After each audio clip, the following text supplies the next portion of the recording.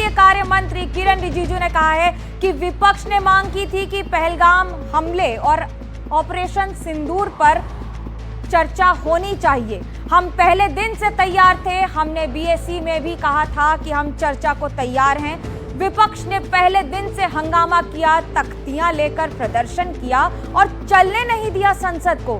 पहले सप्ताह में केवल एक ही बिल पास कर पाए हैं। मेरी विपक्ष से अपील है कि संसद में गतिरोध न करें। नियम के तहत कोई भी मुद्दा उठा सकते हैं।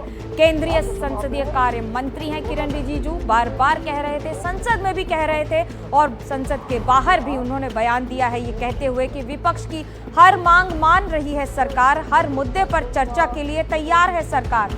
लेकिन विपक्ष है कि विरोध प्रदर्शन करने के लिए तैयार है, लेकिन चर्चा करने के लिए न जाने क्यों तैयार नहीं हो पा रहा है। आपको बता दें कि अगले हफ्ते 16 घंटों के लिए ऑपरेशन सिंदूर पर चर्चा होगी। जैसे संविधान पर हमने चर्चा किए थे, बाबा साहब अम्बेडकर के 125वीं जन्म तिथि पर भी हमने एक विशेष चर्चा की थी। उसी प्रकार से ऑपरेशन सिंदूर बहुत विशेष विषय है, देश के लिए गौरव का विषय है।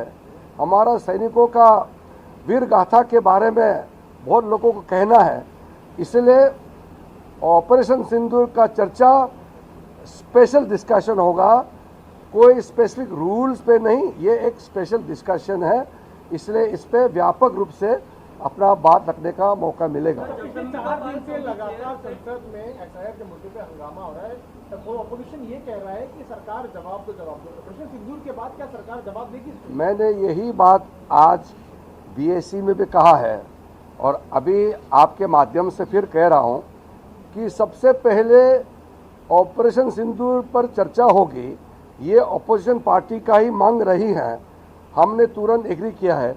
उसके बाद कौन सा विषय पर लेकर के चर्चा होगी, ये उसके बाद तय करेंगे।